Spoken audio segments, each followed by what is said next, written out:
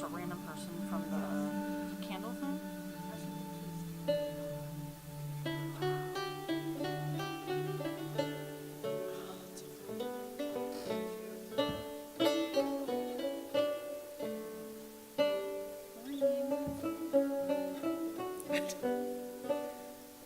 Whatever it takes. I'm just kidding.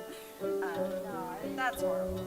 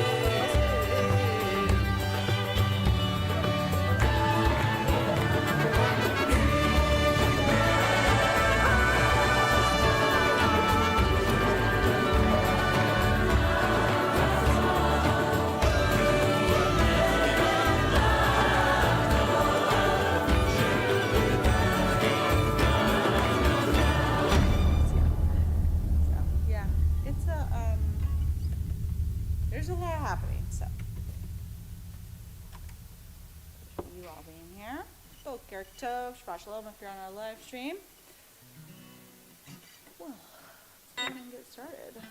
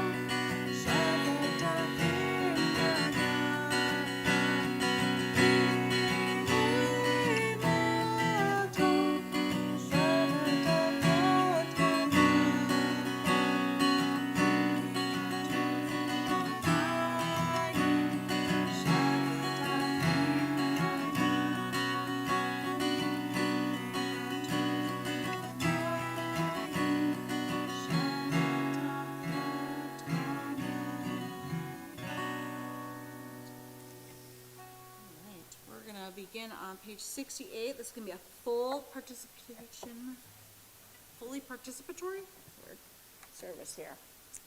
We need you all.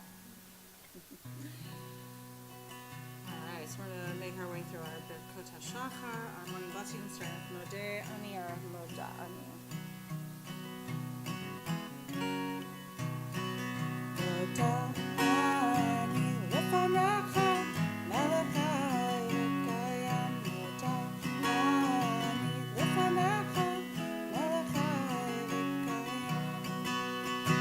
Shechach chazarta bi mishpati.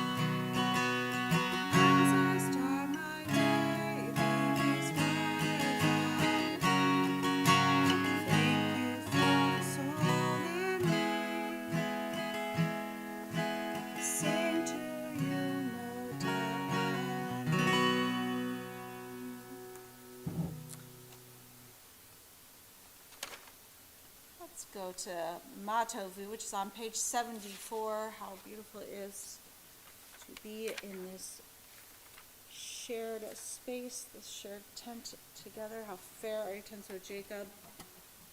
You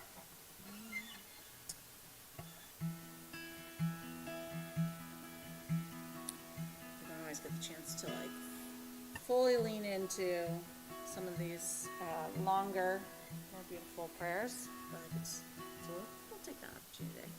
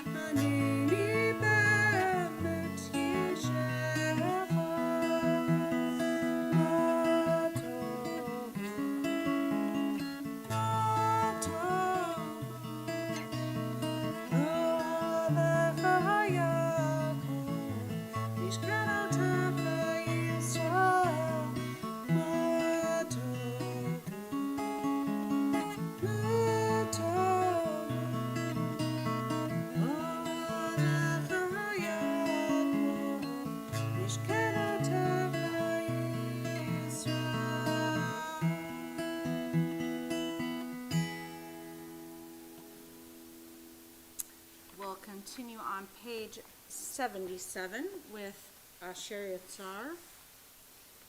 Let's join together at the top of the page. Please join me. Blessed are you, Adonai, our God, sovereign of the universe. With divine wisdom, you have made our bodies, combining veins, arteries, and vital organs in a finely balanced network. Wondrous maker and sustainer of life, were one of them to fail, how well we are aware, we would lack the strength to stand before you. Blessed are you, Adonai, source of our health and strength.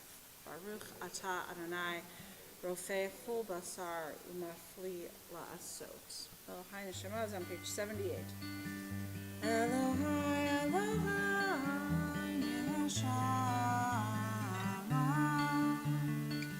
shenatata bi tehorai.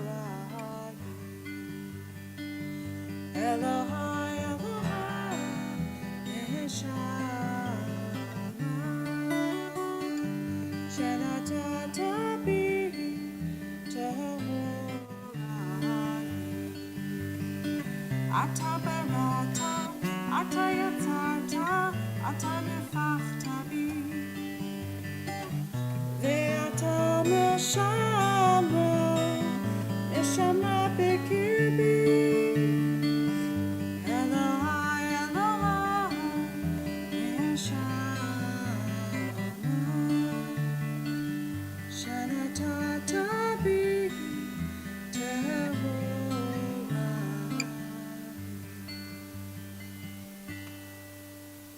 Turn together at the Chatimah at the bottom of the page. Baruch atah Adonai asher biyado nefesh kol chai veruach kol basar ish. Praise are you, Adonai, in whose hand is every living soul and the breath of humankind. Nisim B'chol Yom is on page 80. Please join me. Baruch atah Adonai Eloheinu melech haolam asher natan lasach v'bina lehavchin ben yom u'ben layla.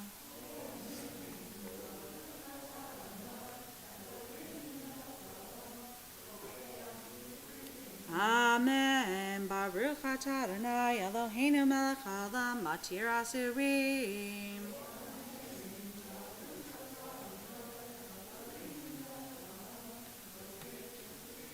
Amen. Baruch atah Adonai Eloheinu melech haolam rokah ha'aretz al hamayim.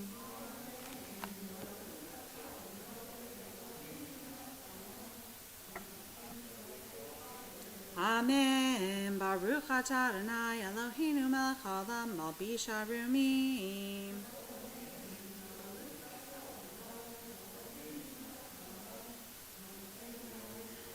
Amen. Baruch atah Adonai Eloheinu melech haolam hama'avir shena me'enai u'tnuma me'afapai.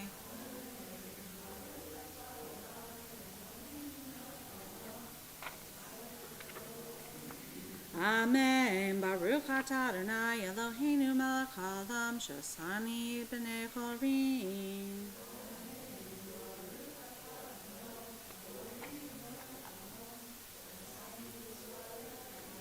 Amen. Baruch atah Adonai Eloheinu melech haolam ozer Yisrael b'gvura.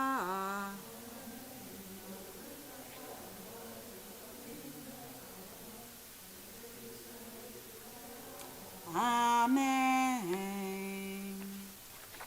Baruch atah Adonai Eloheinu melech haolam asher kitshanu b'mitzvotav v'tzivanu la'asok b'divrei Torah.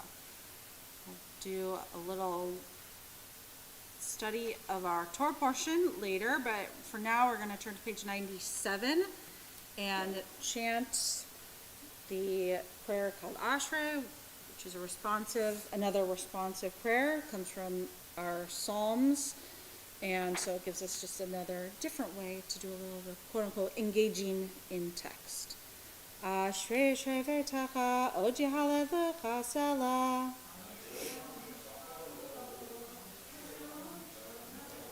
Tehillah LeDavid, Aromimcha Elohai HaMelech, Baruch Hashimcha Le'olam Va'ad.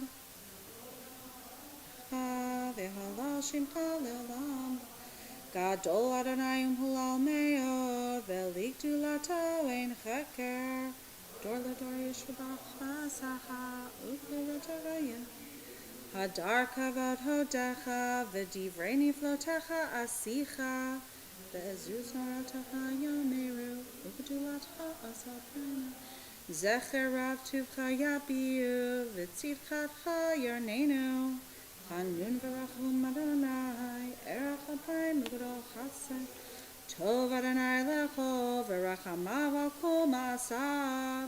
Yoducha Adonai kol ma'asacha v'chasitecha yivarchucha.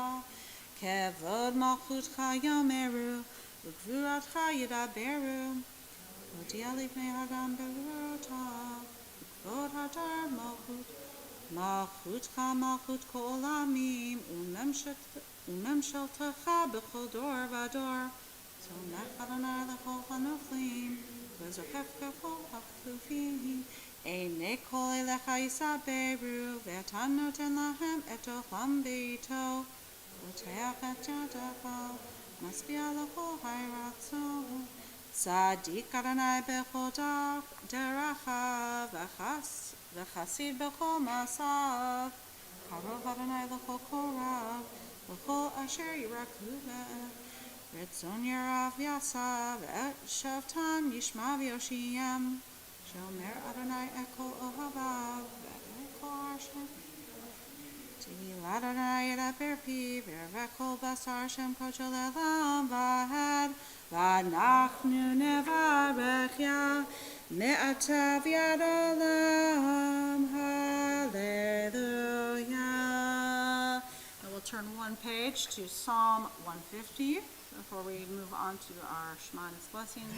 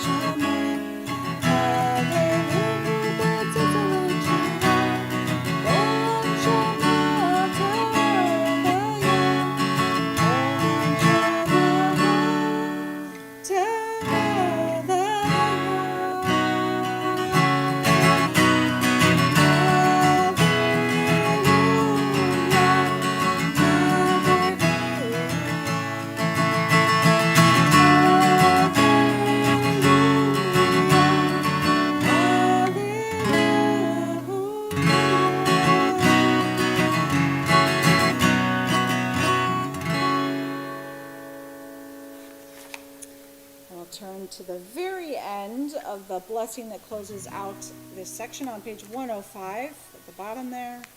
Baruch atah Adonai el melech gadol batishbachot el ha'odahot Adonai niflaot habocher b'shirei zimra melech elchai elchei ha'olamim. Praise are you, sovereign of wonders, crowning adoration, delighting in song, eternal majesty. And we'll turn now to Baruch on page 108, our call to worship. If you're able, please rise and we will join together.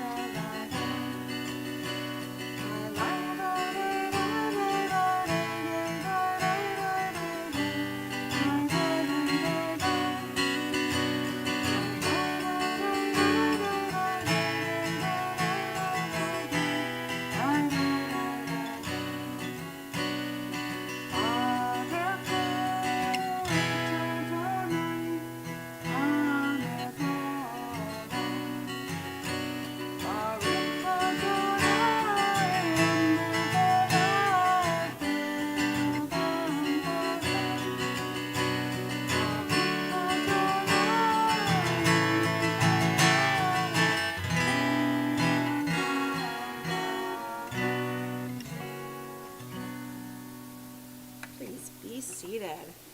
And we'll turn now to Yotzer Or on page 110. Let's join together in the English. Praised are you, Adonai, our God, sovereign of the universe, creator of light and darkness, who makes peace and fashions all things. In mercy you illumine the world and those who live upon it. In your goodness you daily renew creation. How numerous are your works, Adonai. In wisdom you form them all, filling the earth with your creatures. We praise, Adonai, our God, for the excellent work of your hands, and for the lights you created. May we glorify you. Shine a new light upon Zion, that we all may swiftly merit its radiance. Praise are you, Adonai, creator of all heavenly lights. Baruch atah Adonai, Yotzer Hanorot. On page 112, Ahava Rabbah. How deeply you have loved us, Adonai, our God, gracing us with surpassing compassion. On account of our forebears who led you to teach them the laws of life, be gracious to us, teaching us as well. O merciful one, have mercy on us by making us able to understand and discern, to heed, learn, and teach, and lovingly to observe, perform, and fulfill all that is in your Torah.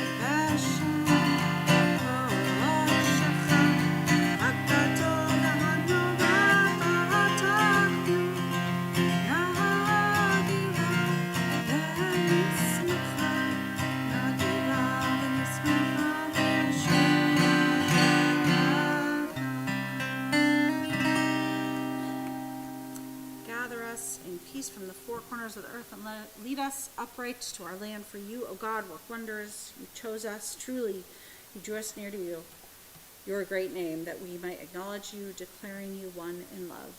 Praise to be you, Adonai, who chooses your people Israel in love. Baruch atah Adonai, habocher be'amo Yisrael be'ahodah. Shema Yisrael Adonai Eloheinu, Adonai.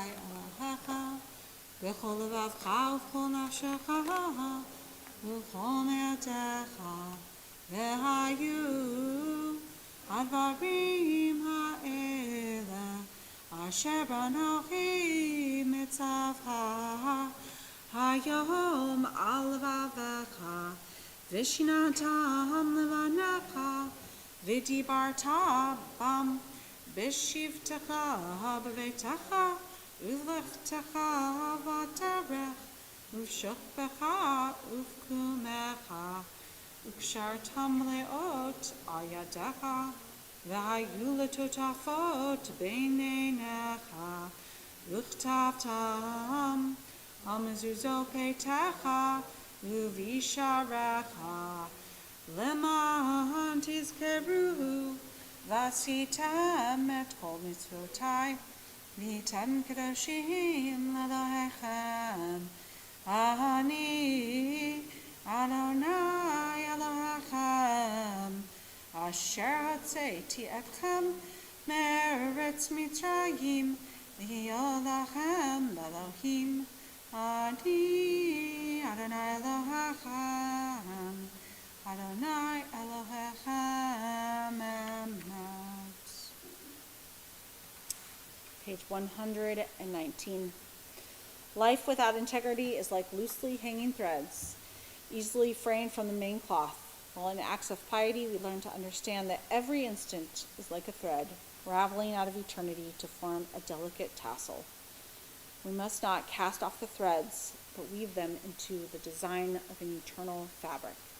Each day points to eternity. The fate of all time depends upon a single moment. Turn to page 122 for Micha Mocha, our Song of Redemption.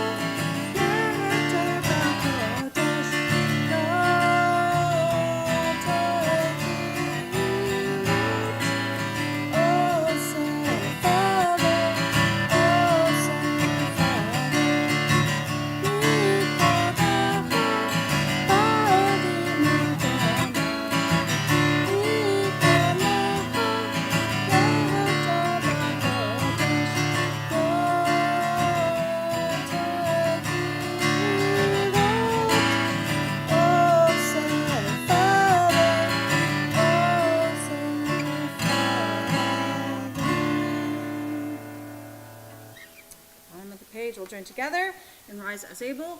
Sur Yisrael, Kuba be'ezrat Yisrael, Uvdekanu mecha, Yehuda Yisrael, Ko'alinu Adonai tzva'ot Shemo, Kedosh Yisrael, Baruch atah Adonai Gal Yisrael.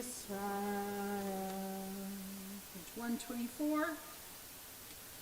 Adonai Sefer Tifta Ufi Agite Hilatecha. Adonai, open my lips and my mouth may declare your praise. Baruch atah Adonai Eloheinu Eloi Avotinu v'Imotenu Eloi Avraham, Eloi Yitzhak, Eloi Yaakov, Eloi Sarah, Eloi Rivka, Eloi Rachel, Eloi Leah, Ha'el Hagadol, HaKipor v'Hanoka, Elyon, Gomel Chasadim Tovim, V'kornei HaKol, V'zocher Astei Avot v'Imahot, Mevig ula lifnei v'nechem, leman shemo ve'ahava, melech ozer Moshiach magen, Baruch atah Adonai, magen Avraham v'ezrat Sarah, atah gibor le'olam Adonai, mechayei hakol atah rav le'hoshia, מוריד הטהור, מחוקר חיים וחסד, מחיי הכל ברחמים רבים, סומך נופלים ורפא חולים, ומתיר אסורים, ומקיים אמונתו לשני עפר. ניחמוך בעל גבורות, ומיתו מהלך, מלך ממית ומחיה ומצמיח ישועה, ונאמן אתה להחיות הכל. ברוך אתה אדוני, לחיי הכל. נקדש את שמך בעולם, כשם שמקדישים אותו בשמי מרום, כך כתוב ינהיך, וקרא זה ואמר, קדוש, קדוש, קדוש, אדוני צבאות, מלך כל הארץ, כבודו, אדיר אדירנו אדוני, אדוננו מאדיר שמך בכל הארץ, ברוך כבוד אדוני ממקומו. אחד הוא אלוהינו, הוא אבינו, הוא מלכנו, הוא מושיענו והוא ישמיענו, ברחמיו לעיני כל חי. אני אדוני אלוהיכם, ימלוך אדוני לעולם, אלוהי ציון, לדור ודור. הללויה. לדור ודור נגיגו לך, ונצח נצחים קדושתך נקדיש, ושבחך אלוהינו מפינו לא ימש, לעולם ועד. ברוך אתה אדוני הקדוש. You be seated, and we're going to turn to page 132 before we move into our silent prayer.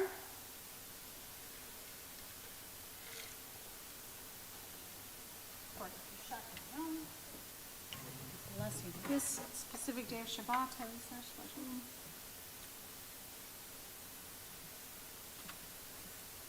Join together at the top of page 132 for Reese Smith too. Those who celebrate Shabbat will call it a delight and get to enjoy a yummy oneg.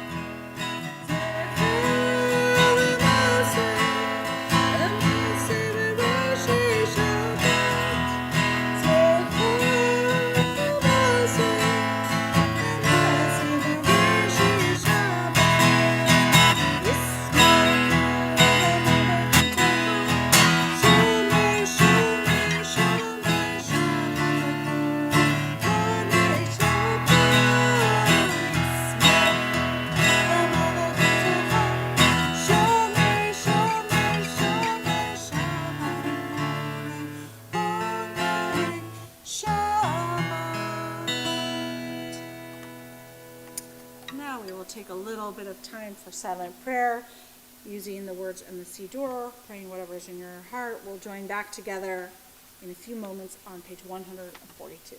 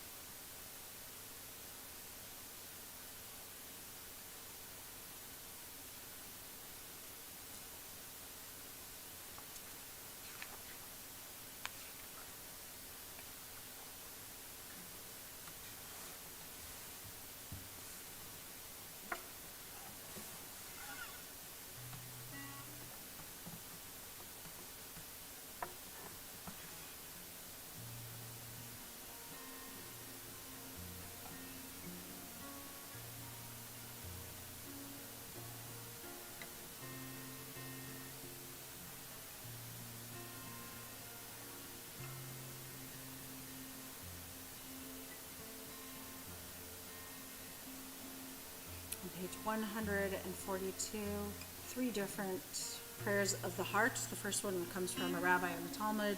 This is the prayer that he would say when he finished his Amidah prayer, which has a lot of beautiful mini lessons within it, but one of them is praying for God to help open up our hearts in order that we can pursue mitzvot, do good in the world.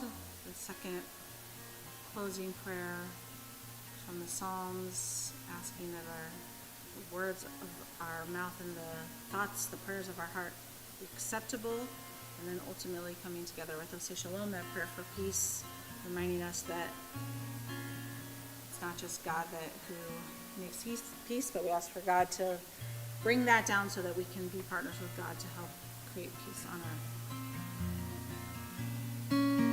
Oseh Shalom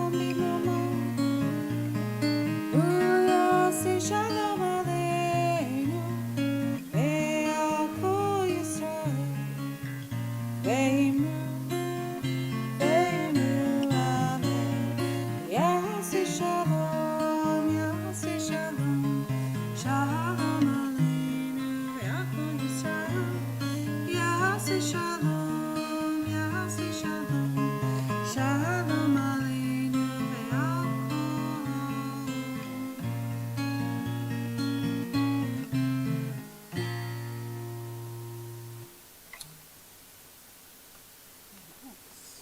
We're going to move to our Torah service now.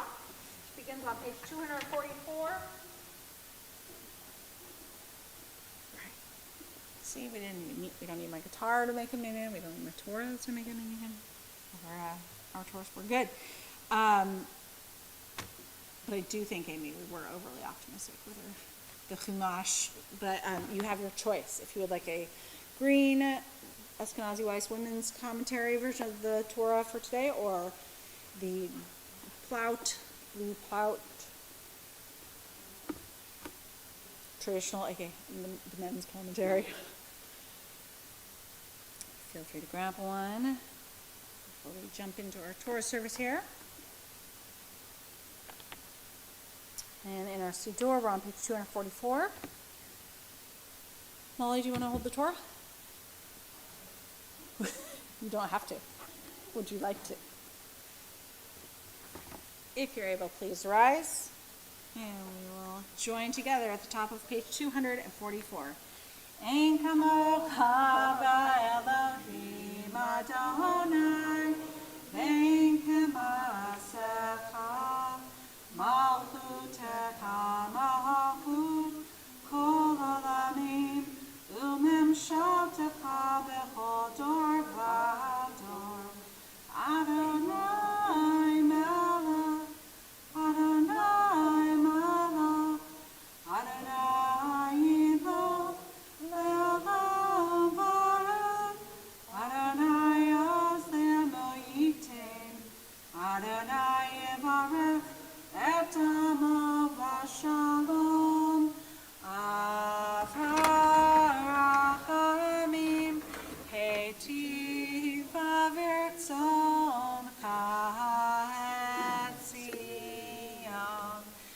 Tivnei Chomot Yerushalayim, Tivnei Chomot Yerushalayim, Kivecha levad batachnu, Melech Aram v'nisad Adon olamim, Ki mitiyah tetzeh Torah, Ki mitiyah tetzeh Torah, U'devar Adonai mirushalayim, Baruch Shenatan Torah, Torah, Baruch Shenatan Torah, Torah, Ne'amo Yisrael B'kedushato, Shema Yisrael Adonai Eloheinu Adonai Echad, Echad Eloheinu Gadol Adonenu Kadosh Shemo, Gadol Adonai Iti Umron Lema Shemo Yachdav Lecha Adonai HaGadol Hatiferet v'hanetzach v'chachod, Ki cho b'shamayim v'aretz, Ki cho b'shamayim v'aretz, Lecha Adonai hamamlacha v'minaseh l'chol arosh al shosha devarim, al shosha devarim, al shosha devarim, olam olam omer, al shosha devarim. Thank you. Thank you.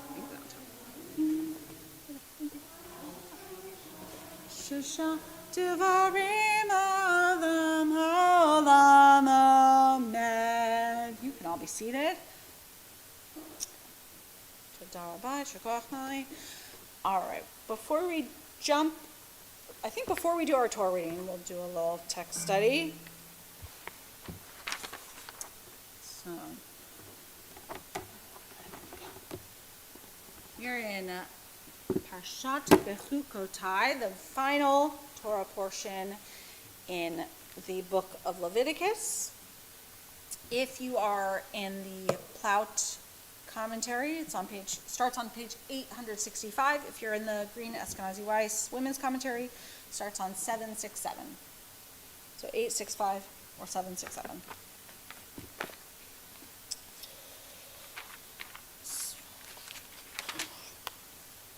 All right, did I do it? Oh yeah, I went to that one.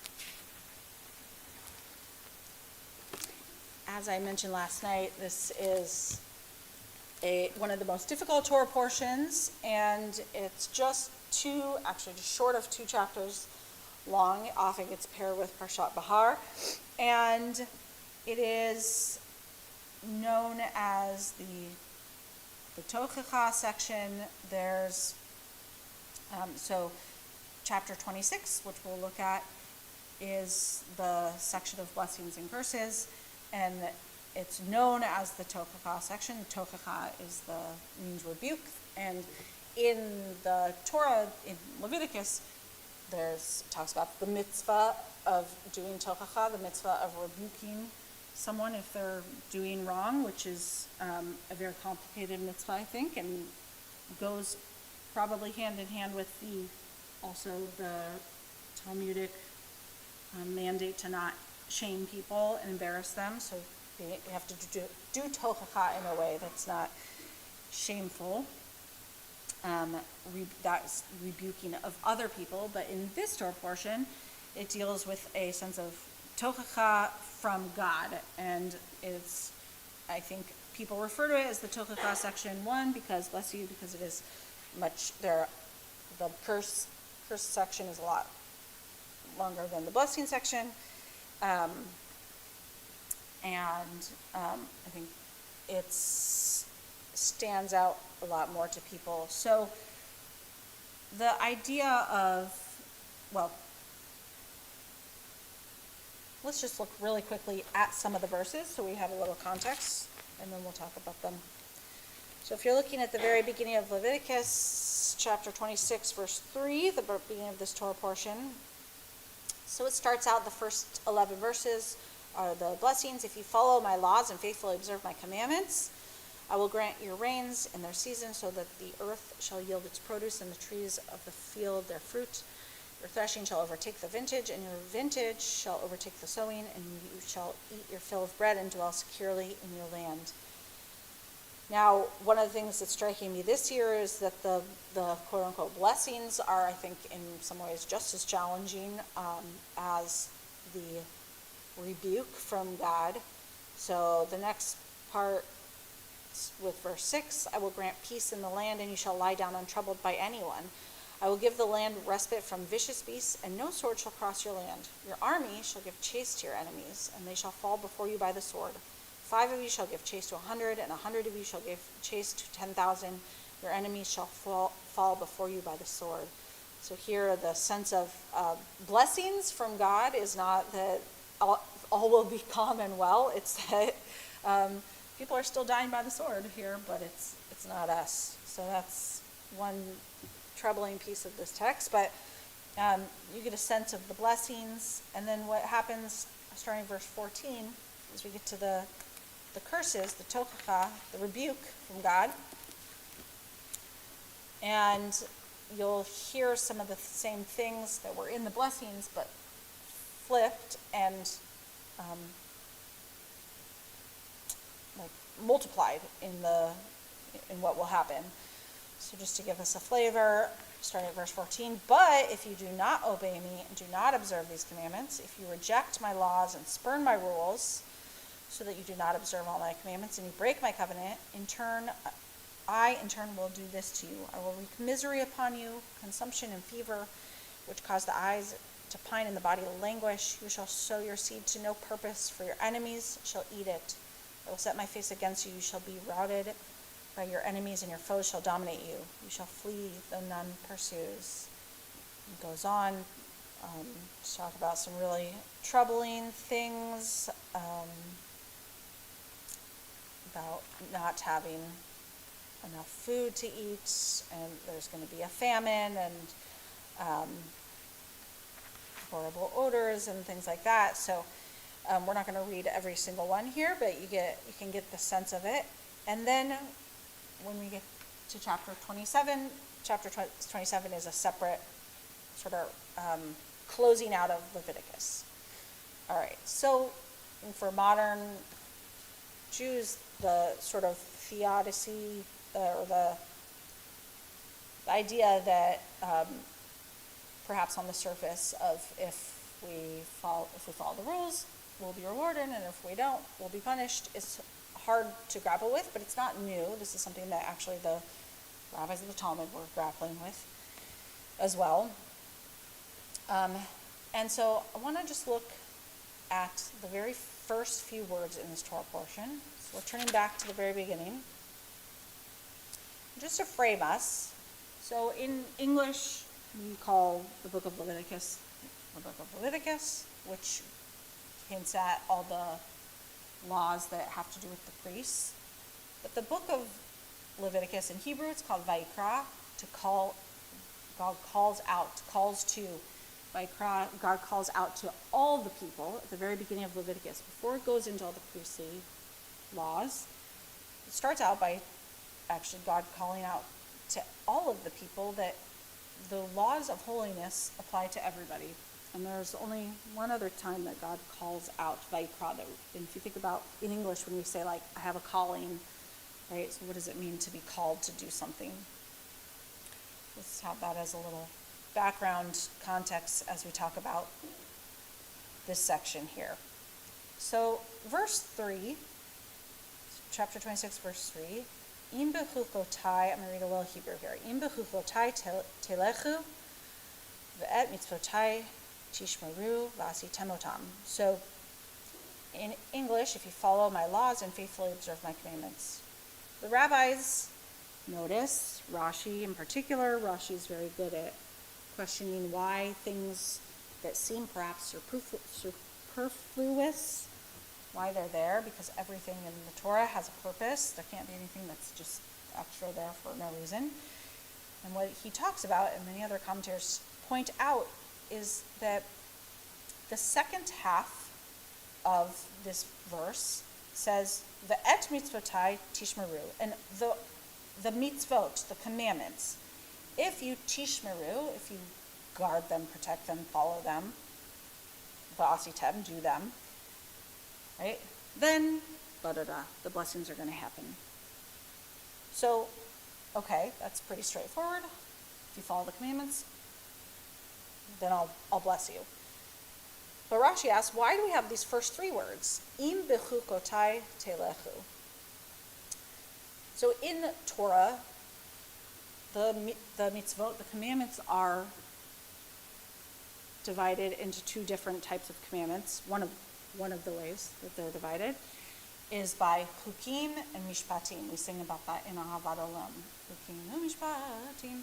So a chok, there's a chok and a mishpat, and those are two different types of mitzvot, of commandments.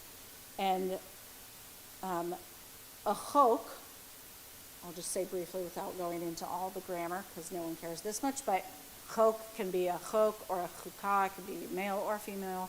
So you'll see also chukim and chukot throughout here. But a chok, those are the laws that famously don't have a logical purpose to them, or we can't necessarily make sense of them. So I think most famous probably are the laws of kashrut, the chukim, the laws around kashrut.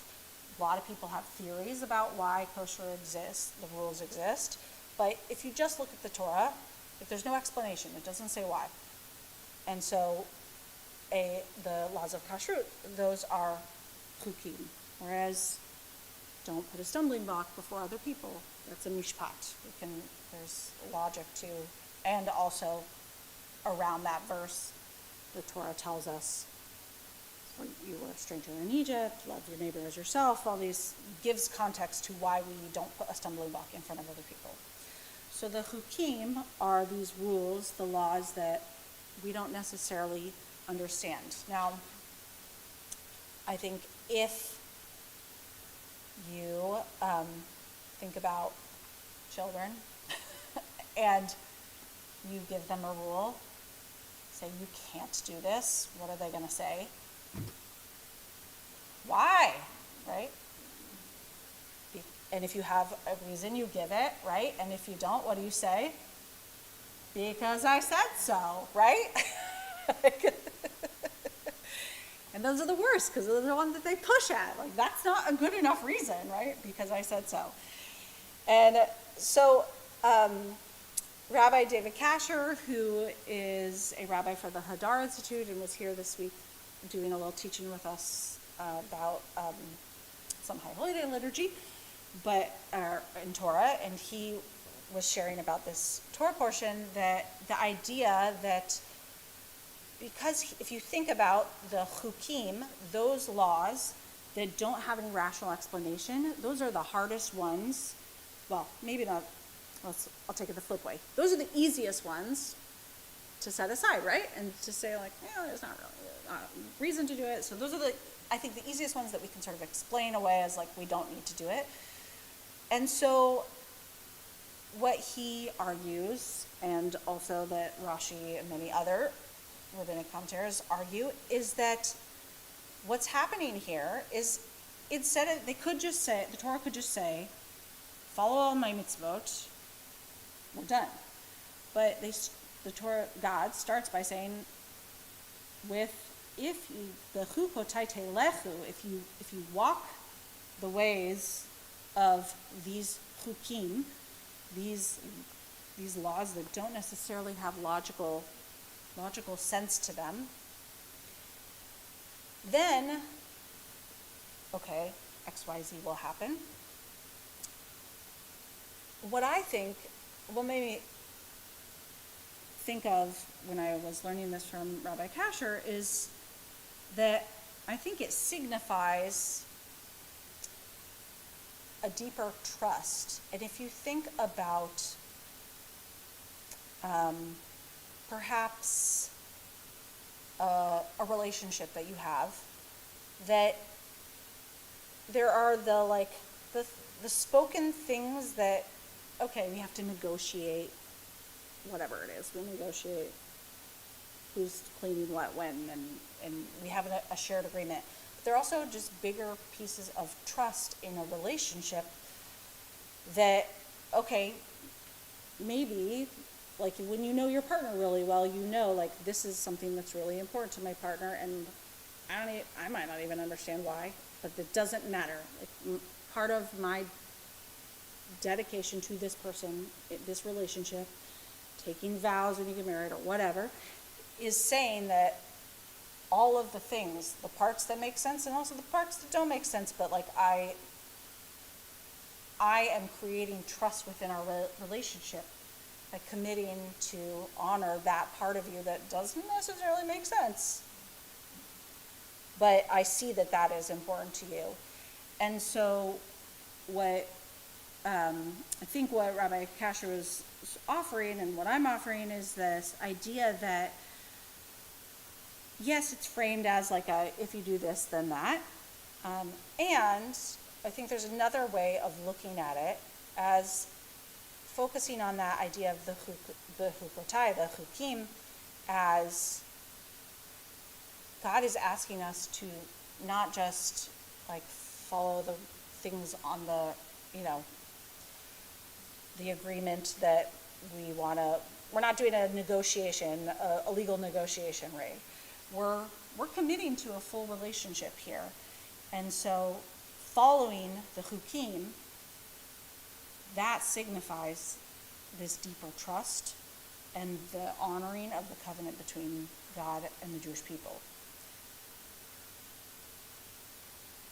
Now, I think that gets complicated when you, as a Reformed Jew, right, make choices about what we do and don't follow. So, what I want to do is pause and open up and see if anyone has reactions, comments, and Irene, what's the best way? Should I repeat what people say? Do you want to? Okay. So, reaction to that piece.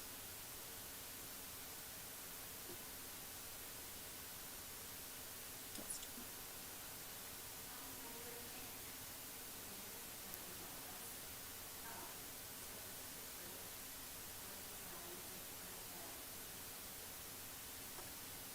So Johan is asking if those were designed to prevent assimilation. Possibly, right? That's this. God is saying this is what distinguishes you as a holy nation, and we can agree or disagree about whether that makes us holy, but it's certainly distinguishes us. Yeah.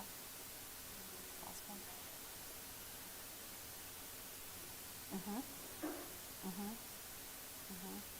Yeah, David. What especially puzzles me about this first person is that how do we decide not to take it literally? Or is it, if God says we don't understand it, going forward with this puzzle thing, then we say, yes, that's what's meant. And here God says, if you do these things, you will prosper. If you don't, everything will go forward. So lots of people throughout centuries have thought if there's no rain for months, it's because we sin. So how is it that the rabbis decide, or you decide, or anyone decide, which ones we're going to say, yes, that's literally meant, and no, this one we're going to find a way to think about other things that could be That's an excellent question, yeah. I have my response, but I'll give a quick for online. Dave essentially asks, like, how do we make sense out of an acceptance that these are the laws, and also then as Reformed Jews or rabbis or whoever to say, okay, that is what it means, and we're not doing it, but then if we're taking the Torah literally and it's saying, do these things and you'll be blessed, how do we make sense of that?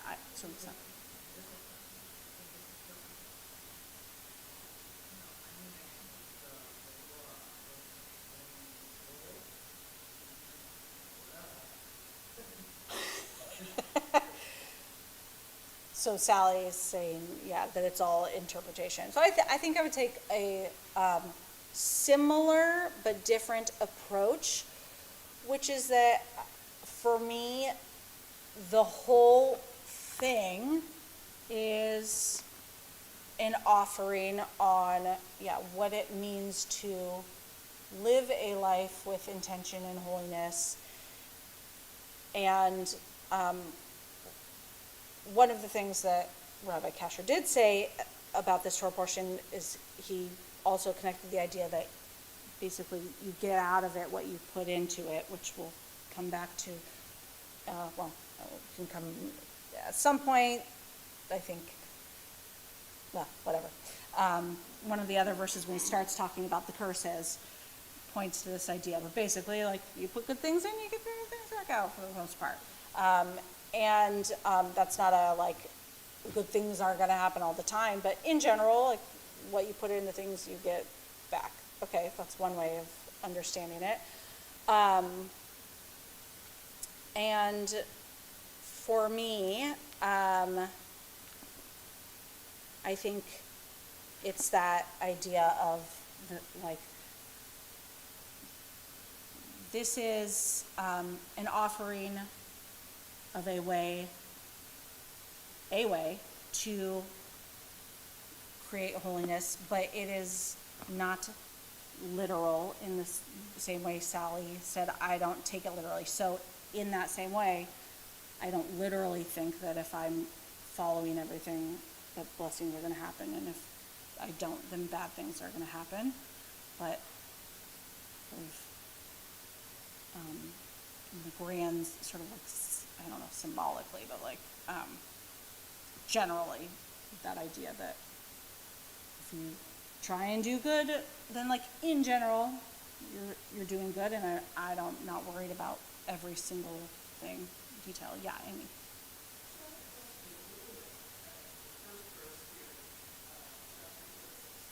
Mm-hmm. Okay, that's probably the one that I was going to look at. Yeah. Yep.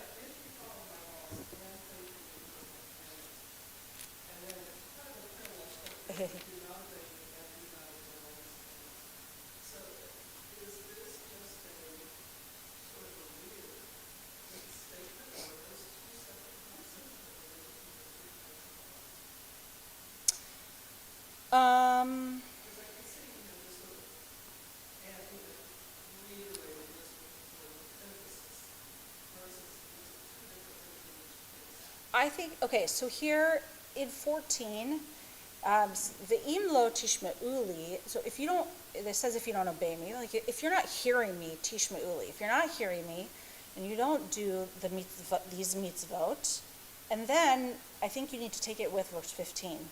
Ve'im bechukotai, there's the chukim, ve'im bechukotai, if you timasu, and if you would spurn them, they translate as ve'im et mishpatai tigal, if you don't,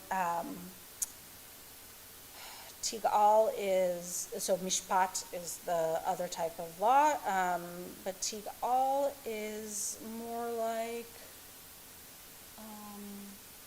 breaking. So, well, if you're going to ask Rashi, nothing's an accident, right? So they use different words here. So for the the chukim, so in general, they say for the mitzvot, if you're not listening, if you're lo tishmu, and if you're not doing, and then about the chukim, they say if you timasu, like, comes from that same word as Hamas, like if you spurn them, and for the chukim, and the mishpatim is like if you tigal, like if you break them, then these things will happen. I think it's very much in parallel to that opening verse.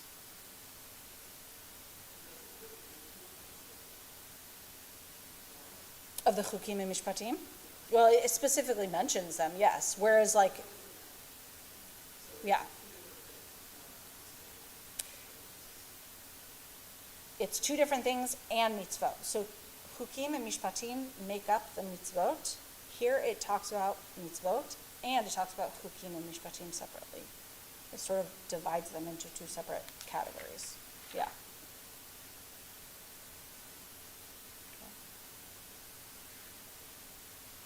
Okay, I'm going to bring in a poem just to lighten it up a little bit and also to help us bring it back to, I think, sort of connected to David's question here. So this is from Rick Looper, who is a witty poet who often writes about Jewish topics, and this is from God Wrestler, which he wrote a poem about each Torah portion. So this is his poem for Bechukotai. It takes 20 verses or so to tell us of all the blessings we'll earn if we follow the rules. It seems like a lot until you see the 40 or so that follow, telling us of all the curses we'll suffer if we don't. Shouldn't it be the other way around? I don't tell my son I will chastise him for eternity if he doesn't brush his teeth. I might take story away for one night, possibly deny him a dessert-based snack, but that's the extent of it. I don't mean to criticize the author, or the authors, or the rule makers, or the interpreters of the ancient rules.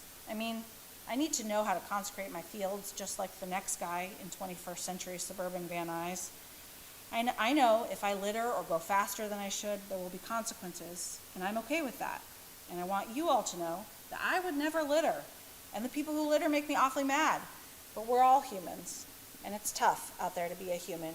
And sometimes a piece of paper flies out of your hand because of a wind, and you have no control over the weather. So they can't keep that in mind when they levy the fine. And is it really necessary to have 40 verses of punishment when the wind can just lift things out of your hands and you can't do anything about it? I mean, let's just all be good. I want to be good. I want to be good so bad. I don't need the carrot on the stick or the promise of a cookie or the threat of fleeing from no one. Let us grow strong from our desire to be the goodest we can be. Let us be so strong. Let us be so strengthened. So that was his interpretation of the Torah portion. But I like that idea of like that. I think all of us want to do good and be good, right? And so he's playing with a few different things. One, that like things happen, but for better or worse, things happen that are out of control. Some things it's like the paper flies out and you don't always get it right. You can have the best of intentions and you don't always get it right. And maybe this seems a little extreme as a response to not following faithfully all the laws and commandments, right? And also sort of speaking to that, like, we don't really need this, the carrot and the stick or the cookie as a, trying to get us to incentive. So,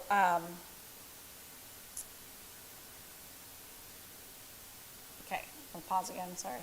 See if there's more reactions, comments, anyone else.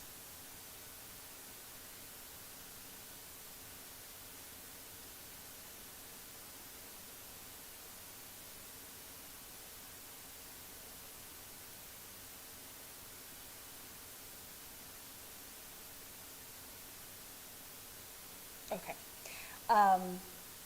So I think I'll offer as a way of wrapping up that this is just one different way of looking at this section and viewing it not as a carrot and stick and a cookie, but a offering that God is asking us, all of us, not just the priests, but all of us, to be tuned in to what it means to live a life of holiness. So that, like, the idea of creating a holy nation is the theme of Leviticus, the entire book.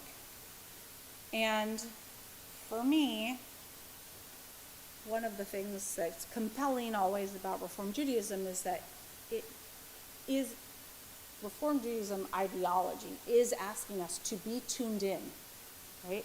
To be committed to that relationship with God, to that covenant, what it means to be part of the Jewish people, and not just say like, well, I don't care, so it doesn't matter. Like, it's not.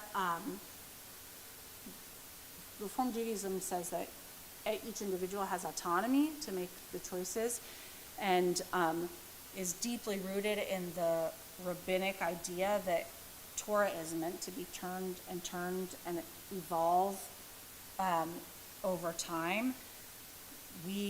Torah itself might stay the same, but we do the work of figuring out what it means for us in our generation. And so for me, I might choose to do shatnez or not, mix different fabrics. But what Reform Judaism asks is that I make a thoughtful choice about it. And I think that also is what's happening here, is that God's asking us to be mindful of the relationship that we're in, and to asking us to choose to do mitzvot, which is sort of connected to that idea that comes up in Deuteronomy of choosing life, choosing blessing. All right, we are going to now read a little bit of Torah that is not at all connected to that, because we're going to look at the end of the Torah portion just to get a little sense of the end of Leviticus before we move on to the Midbar, to Numbers. So we're going to be reading, I'm going to be reading, chanting from chapter 27. So 27, as I mentioned, sort of like comes back to, wraps up this, an idea of tithing, and land, some land stuff sort of comes back to the Jubilee year that comes up earlier in Leviticus. I'm going to chant from chapter 27, 22 to 24. And then I'm going to jump down to verse 34 so we can get that final verse of the book of Leviticus in. So if you're in Plout, it's on 871 is where we have verse 22, and in Eskenazi Weiss, 777. And let's do a group aliyah here. Blessing is on page 250, so everyone who is comfortable can do the blessing with me. And if anyone wants to come up and look at the Torah as I read it, you are welcome to. You're invited to. You are not required to. All right, ready to do blessing? Does anyone want to come up? Yeah, please. Everyone's welcome. As we shall. All right. Do you want to lead us in our Aliyah blessing? Why not?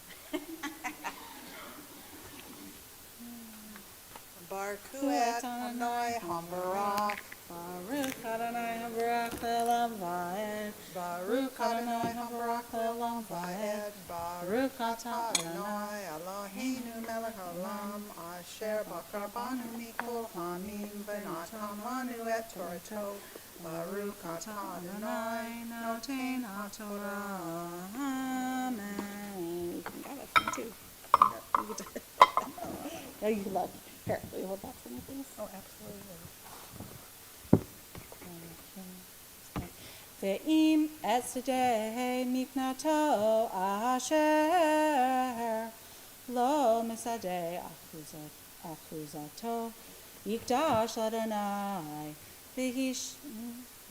v'hishav lo hakohen et miksat ha'erkecha עד שנת היובל ונתן את הערכך ביום ההוא קודש לאדוני. בשנת היובל ישוב השדה אשר קנהו ביתו לאשר לו אחוזת haaretz. And we're going to jump down to the very last verse in the book of Leviticus. Ele hamitzvot asher tziva Adonai et Moshe el bnei Yisrael behar Sinai. Hazak hazak v'nichazek.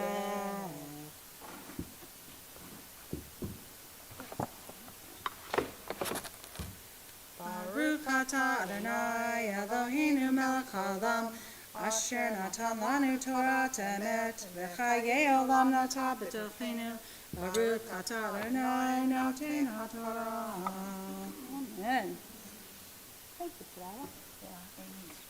I know she is. I know Amy is very strong. We're going to do Mishaberach before we put our Torah away. Connecting to that idea, at the end of each Torah portion, we say Chazak, or not Torah portion, every book of the Torah, we say Chazak, Chazak, V'ni Chazek. Be strong, may we strengthen, may we strengthen one another. We also say Mishaberach, our prayer for healing, when we have the Torah out. So the Torah is a source of strength to us, for us. So in our Siddur, the prayer for healing is on page 253. And on this Shabbat, we are praying for the healing of Azrael Early, Rohan Early, Amy Thornton, Stacy Hetzel, Jacqueline Tara Smith, Deborah Rose, Eileen Kreisman, Ronnie Haber, Ellen Gottlieb, Vanessa Bianco, Paul McCready, Glenn Letts, Jesse Early, Carl Wilhite, Ginny Gaston, Cindy Balin, Patty Newby, Michelle Arrigo, Joni Michaels, Joe Giordano, Brian Ward, Joshua Kornblue, Samuel Navarro Ibarra, Joe Dover, Christina Marie Lindsay, Ginny Morris, Margaret Nichols, M. Bucktenica, Ron Louie, Barb Carmichael, Jackie Curran, Robin Plotnick, Nina Winokur, Jamie Sanders, and Elise Wagner. Are there others that you would like to add to our Mishberach list?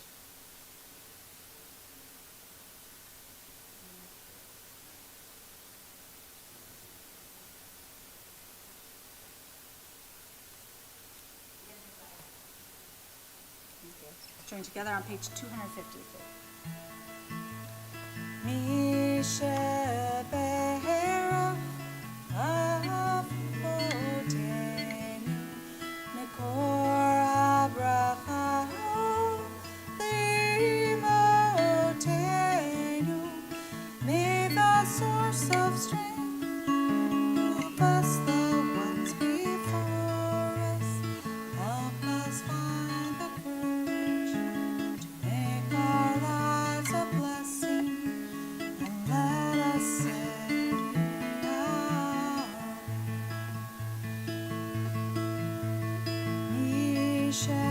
Mishaberach imotenu mikor habracha leavotenu. Bless those in need of healing with your fuah shlema, the renewal of body, the renewal of spirit, and let us say Amen.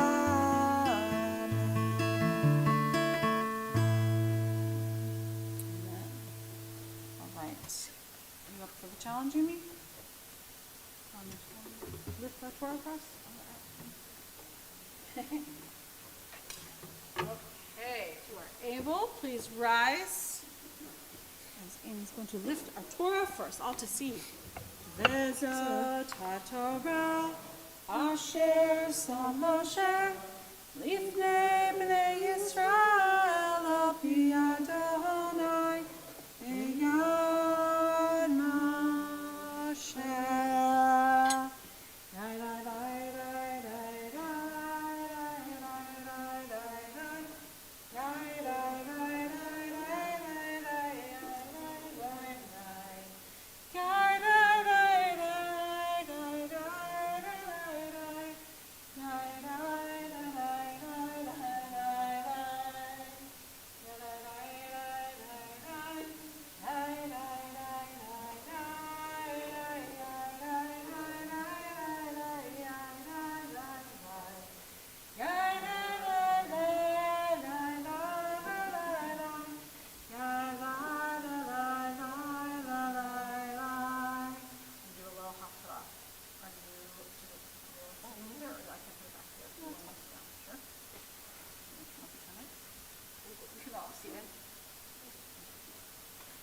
we're going to do a quick little haftarah before we put our Torah away. 254 is where our blessings live. Baruch atah Adonai Eloheinu melech haolam asher bachar b'nviim tovim v'ratza v'divrei hanemarim be'emet. Baruch atah Adonai Habocher b'Torah u'v'Moshe avdo u'v'Yisrael amo u'v'nviei ha'emet v'tzedek. Look at, so our Haftarah is on page 880 in the Blue Plout commentary, and it's not in Ashkenazi Weiss in the women's commentary. It comes from Jeremiah, and Jeremiah, well, all the prophets were a little bit tortured. Jeremiah especially so, and I'm going to read just a little bit from the beginning, but I actually want to focus more at the end. So at the beginning it starts out, Eternal One, my strength and my stronghold, my refuge in time of trouble. Nations from the ends of the earth shall come to you and say, our ancestors inherited false gods, empty and utterly useless. How can human beings make gods? They are not gods at all. Therefore I am letting them know, once and for all, I will make them known, my might and power, and they shall know that I am called the Eternal. Judah's sin is inscribed with an iron pen, engraved with a diamond point on the tablet of their hearts and the horns of their altars, to remind their children of the altars and sacred poles, near leafy trees and on high hills. So, Jeremiah goes on to talk about all the ways in which the people have turned away from God in their hearts, right? Their hearts have deceived God, and it's not just for Jeremiah, it's not just that they're like flippantly not following the laws, it's that they've like lost their way in their hearts. And in the Torah portion it talks about God helping people to have an uncircumcised heart, which is a term that the Torah used to like talk about really not having layers of layers of not caring. What's the word for not caring? Thank you. What did you say? Indifference. Yep, apathy and indifference. Thank you. Peeling away those layers of indifference, right, and having a vulnerable heart. And so here, now tied to the Torah portion, Jeremiah is talking about how the people, their hearts, are not in the right place. But then at the very end of the Haftarah portion for today, verse 14, well actually we'll start back up at verse 13. O hope of Israel, Eternal One, those who forsake you shall be put to shame. Those who turn from you are written in dust, for they have forsaken the fountain of living waters, the Eternal. But then it turns to this final verse. Heal me, Eternal One, only then shall I be healed. Save me, only then shall I be saved, for you are my praise. So Jeremiah, who is in deep pain because he sees the people of Israel turning away from God, then comes to this place of asking for God to heal him, and in turn to then heal the Jewish people, which is a little bit different from a lot of the other Haftarot we read, where it talks about how the focus is more on the people, that the people can always turn their ways back towards God. But here Jeremiah is asking God first to heal him, to help him so that he can continue on in this really hard time and not give up, to keep going, to have the strength to keep going, so that he can keep doing the work of being a prophet, which is hard work, and helping the people, not giving up on the people. So I think it's a really special and different sort of tone we don't always get with the Haftarah of, we get the doom and gloom, and we often get the like, but God will always forgive us. I love this idea that Jeremiah is not ready to give up on the people either, and is asking for God to heal him and help give him strength so that he can, doesn't sort of fall into that same trap of either being indifferent or more likely just being totally jaded and giving up on the people. So may that also be for us the ways we need to be healed so that we can be re-energized and not feel like we want to give up. Maybe we find that as well for ourselves. And we'll turn to the blessing after the Haftarah on page 254. Baruch atah Adonai Eloheinu melech haolam Sur kol ha'olamim Tzadik bechol hadorot Ha'el haneman ha'omer ve'oseh Hamdaber umkayem Shekol devarav emet v'tzedek Al ha'torah ve'al ha'avodah ve'al hanviim ve'al yom ha'shabbat hazeh Shenatata lanu Adonai Eloheinu likdusha ve'linucha lechavod u'tifaret al hakol Adonai Eloheinu anachnu modim lach umvarchim otach Yiparach shimcha befi kol chai tamid le'olam va'ed Baruch atah Adonai Mekadesh HaShabbat. Amen. Now we're going to put our Torah back in the ark. If you're able, please rise.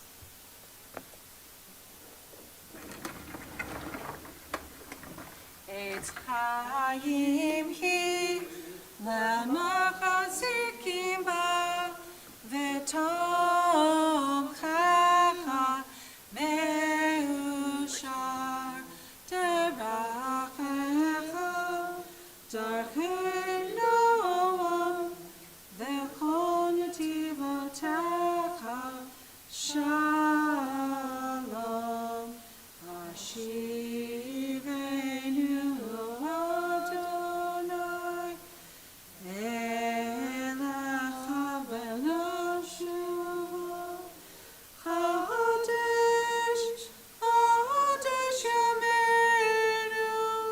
Chodesh Yameinu Kekedem.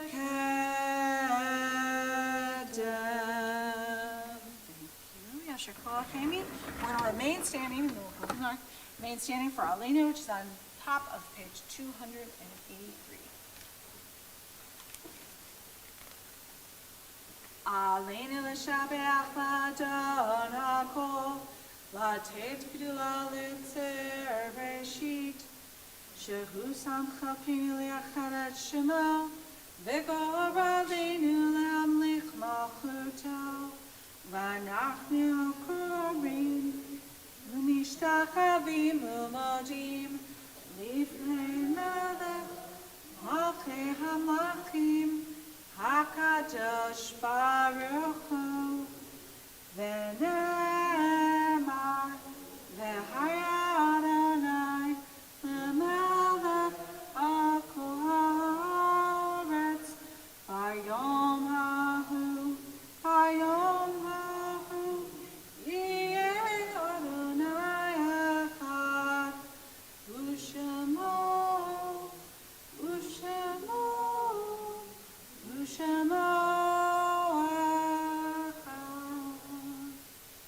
I'll be seated.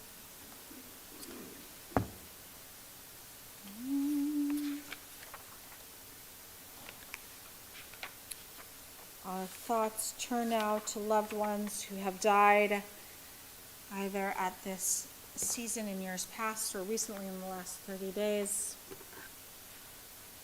On this Shabbat, we are remembering loved ones who died recently, marking the loss of R. Mike Bloom, the brother of Judy Wolf and brother-in-law to Ed Wolf.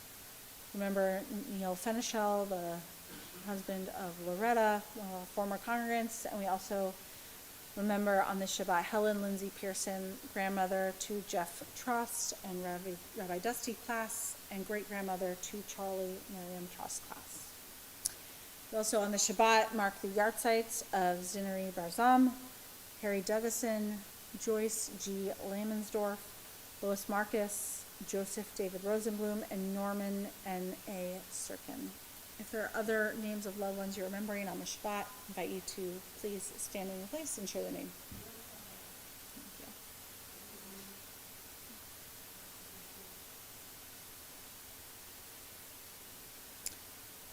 If you're online, hope you'll share in the chat.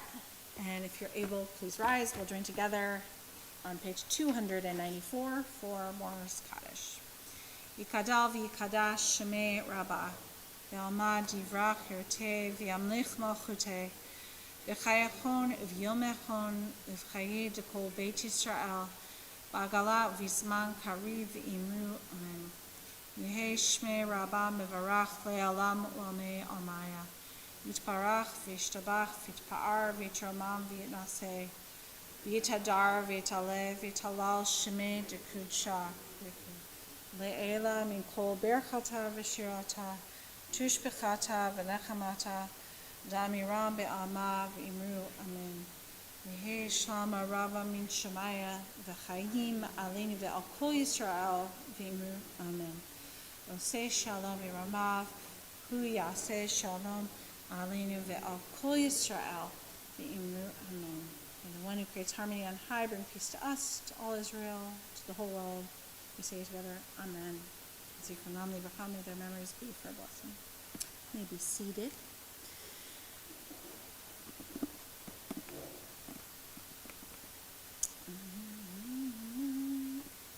As one follow-up thought that is not directly related to the Torah portion we talked about today, but might be of interest to people. I don't know if anyone has listened to, there's a new-ish podcast series called Answers Withheld, which is a play on words. It's hosted by Rabbi Shai Held, who is a wonderful teacher, and is all about asking big questions. And each podcast episode, he brings on a different guest, and they,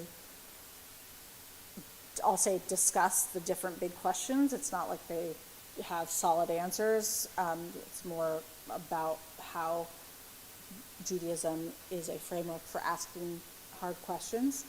And there was one episode with Rabbi Bradley Shavi Artson, who was here not too long ago, maybe a year or two ago. And it was about, Rabbi Artson has written a book about science and Judaism, and so it was more about, is the Torah true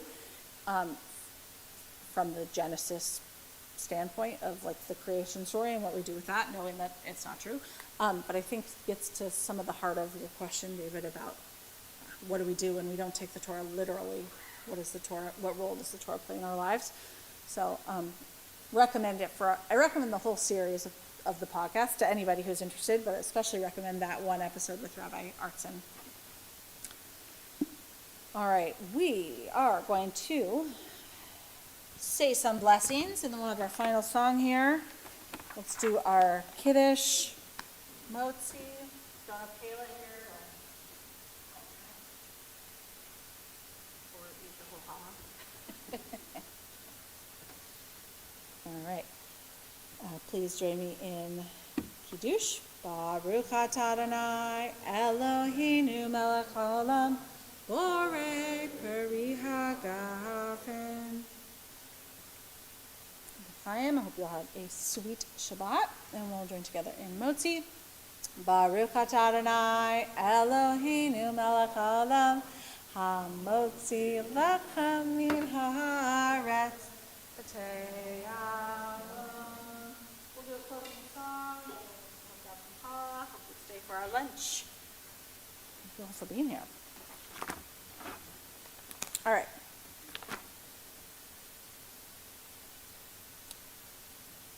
I don't know. Let's do Ein Kohen. I don't even know what to do again. Been doing some of the oldies today. So we'll end with Ein Kohen. which is on a page, 322, if you would like words.